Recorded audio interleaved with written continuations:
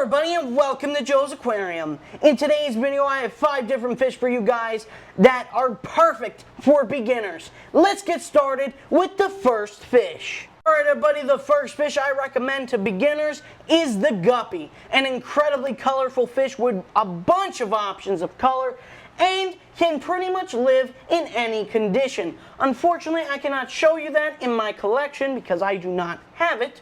But I have seen it many times in beginners' tanks, and they always do great. So that is the #1 option out of the 5 that I recommend to beginners. On to the second. Everybody, the second option for your beginner fish is by far my favorite of the Tetra species.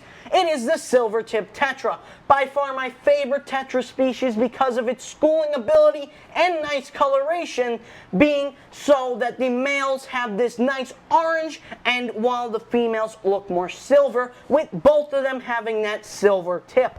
It is an absolutely amazing species of Tetra that I have right here. They're easy to breed, can live in most water conditions, and don't require much work.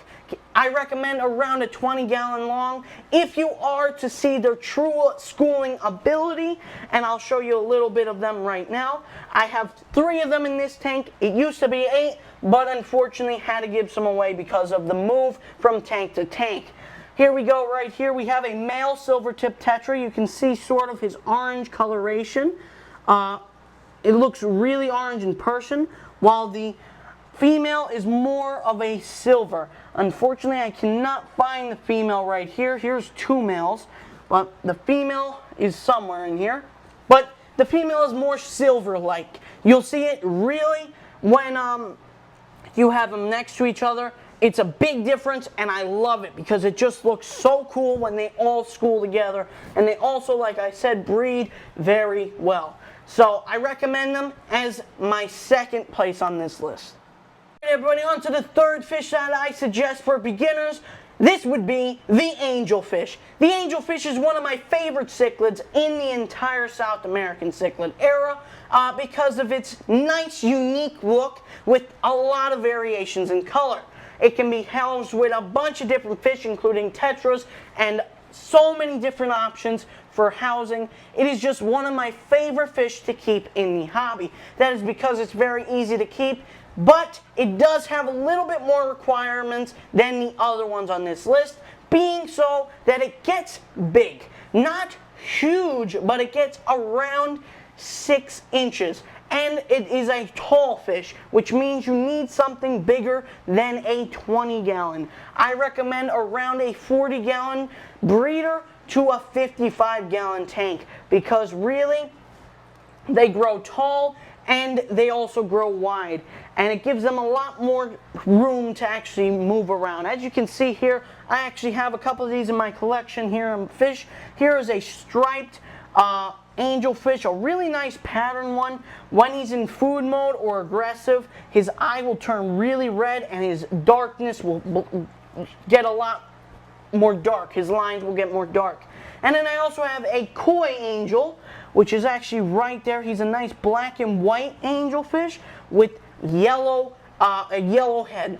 It's really cool.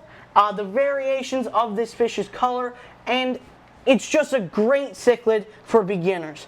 On to the next fish.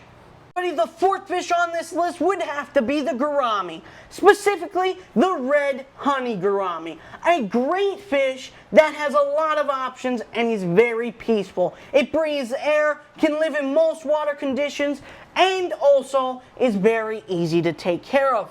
Not a good breeder, but will hold their own and does show some amazing colors. And it also has some variety species like the white honey gourami, I'm pretty sure it's called. It has different varieties and very nice fish. Unfortunately, I don't have this fish in my collection, but is a great fish I've seen in many starter aquariums that looks perfect.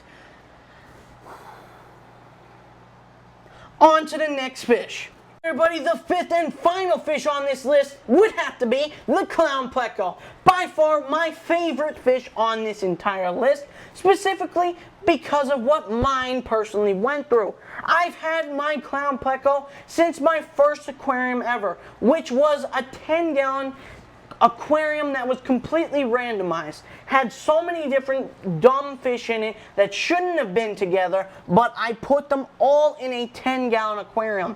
Unfortunately, with my uncaring of the fish at the time, everything pretty much died except for this clown pleco, who has lived in this tank or lived in that tank for around 2 years. He had ick and still somehow lived through it and is here to tell the tale right behind this log. We will most definitely not be able to see him, but he is right there. He goes there every single time I see him, only coming out to eat, specifically because if he were to come out, it is very dangerous, especially for him in that tank. But these clown plecos can live in pretty much any water conditions and survive some diseases, even through a very bad case of ick that probably had him for 6 months or so, and I didn't even notice because of my lack of care for the aquariums at the time. But that is the entire list that I will be showing you and that I recommend to use for your first freshwater fish. If you guys did find this video at all useful and enjoyable, make sure to leave a like and subscribe, and I will be sure to see you in the next Joe's Aquarium video. Bye-bye, everyone.